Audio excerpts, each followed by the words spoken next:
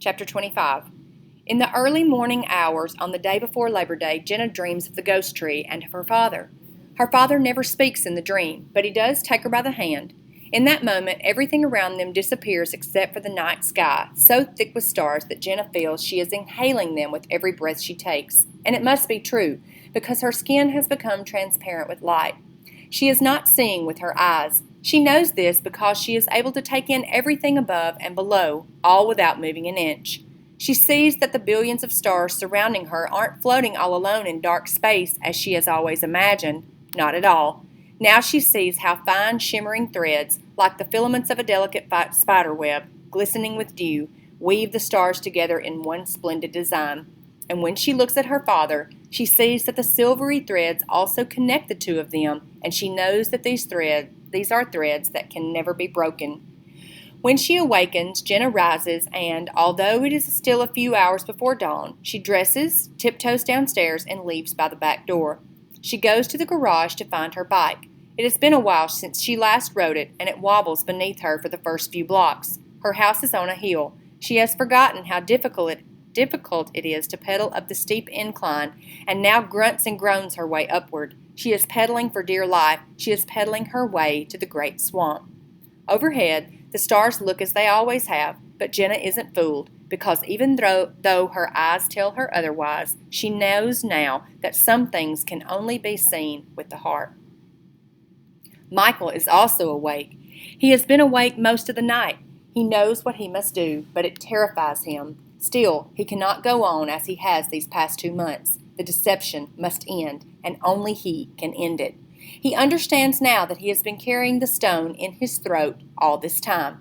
He hasn't swallowed it at all, and he is drowning. At the pool earlier in the day, he thought about what he would say to the police.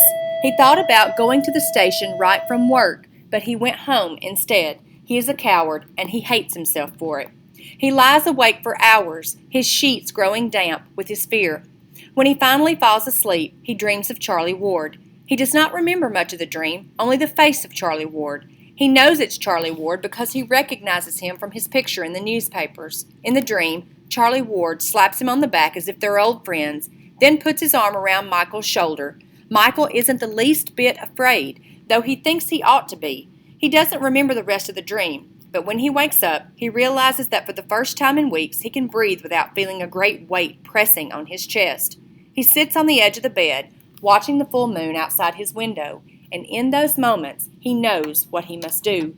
While it is still dark, while the cicadas buzzsaw their background music, Michael dresses and heads straight for the garage to find the shovel. He digs non-stop for almost an hour. The logs from the woodpile lie in a random heap beside the large hole, and even though he is wearing only a thin t-shirt, sweat coats his face and runs along his sides, soaking the soft cotton.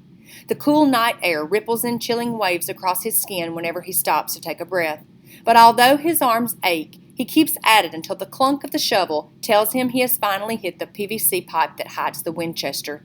He does not bother to fill the hole or restack the wood. It's not important.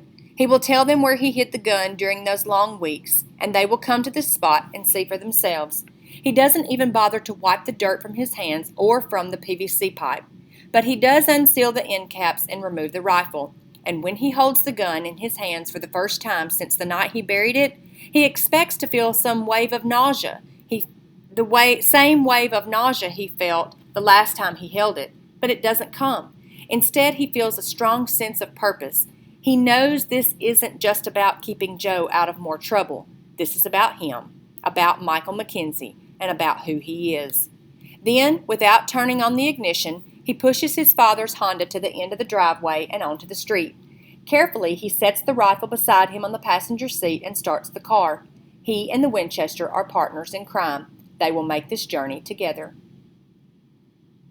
Jenna rides her bike along the trail through the dark forest of the great swamp while the cool night air numbs her earlobes, and never once does she think of tangled vines grabbing her. She understands what the dream has been trying to tell her, and she knows why she is making this journey. She needs to put things to rest.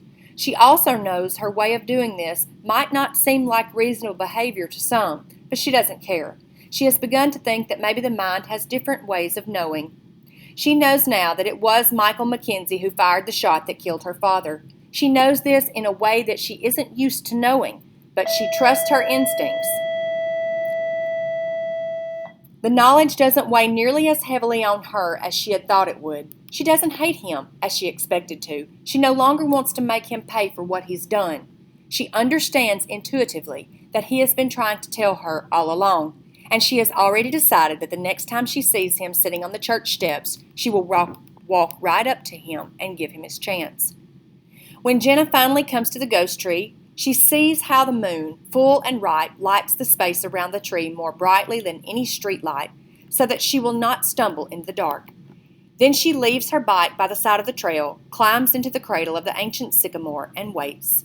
In spite of the cool air, she feels the same warmth and comfort sitting in the old tree that she knew on that frosty winter afternoon when her father brought her here to feed the deer. She leans back against one of the upper trunks and gazes up through the branches. If the legend is true, her ancestors are there beside her, and so is her father. It doesn't matter that she can't see them. She welcomes them anyway. She understands that her mind has been trying to show her a way in which to begin to heal herself. That is what the dreams have been about. They have reminded her of a place that she shared with her father, a place that held special meaning.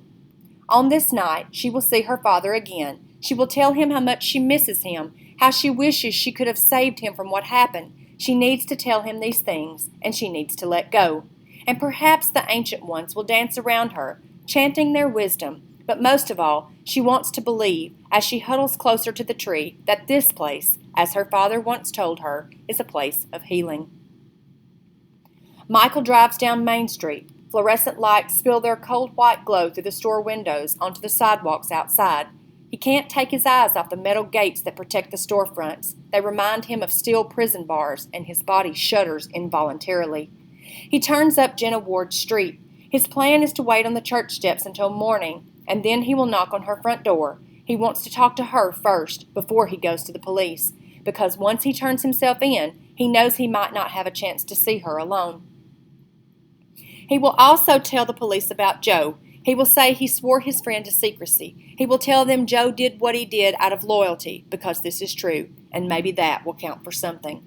Michael pulls the car up in front of the church. There is at least another hour until dawn. He wonders what will happen if the hangman drives by again and sees him sitting on the steps at this hour. He will probably ask him to move on, or charge him with vagrancy.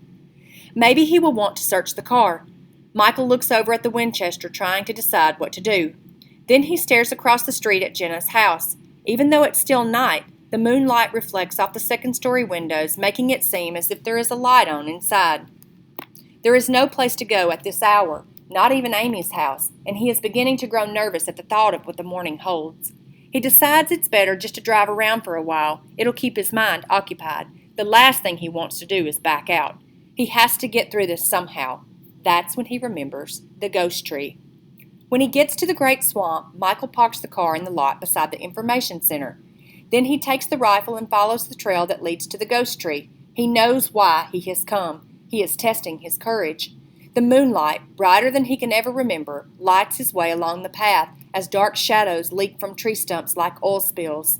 In the background, he hears the owls calling to each other. Their mournful hoots echo as far as the sound will carry. Michael is reminded of sounds flowing through telephone lines. This is how the owls stay connected, he thinks. This is how they remind each other they are not alone in the forest. As he rounds the last bend, he can just make out the tree up ahead. And when he is only a few yards away, he is stunned to find Jenna Ward curled into its cradle, sleeping soundly. Nothing in his experience has prepared him for this, because such things simply do not happen. But as he stands there, pressing the rifle to his chest, he wonders if, just maybe, he is supposed to be here, that he has been coming here to meet Jenna Ward all along. He wonders if, like him, she has come to confront her own personal ghosts, and as he watches her sleeping so peacefully, with just the slightest hint of a smile at the corners of her mouth, it is hard for him to imagine the pain she must have endured during these long weeks. Yet he does not try to fool himself. He knows she has suffered. Still, he clings to that trace of a smile on Jenna's lips, because he knows that their meeting, when she awakens, will be the hardest thing he has ever done in his life. This is what Swallowing Stones is all about. Michael lets the soft, mellow hooting of the owls wash over him as he sits down on a large boulder a few yards from the tree. He waits. The rifle lies across his knees like the gift he intends it to be. Then, worried that it might alarm Jenna, he lays the gun on the ground behind the rock. For this is the only thing he has left to give, the truth, and Jenna Ward will be the first one to hear it. Then he will take the rifle and his story to Ralph Healy. Michael is glad that it is almost dawn. He wants them to meet in daylight so that Jenna can see his face. He owes her that. And as he waits, he begins to think that maybe coming to this place isn't about old legends or proving how brave you are. Maybe it is about facing the things that haunt you. So as the early morning sunlight sends its first rays across the horizon, Michael keeps watch over Jenna, just as he did on those other evening vigils when he sat across from her on the church steps. Only this time, when she awakens, he will be there waiting.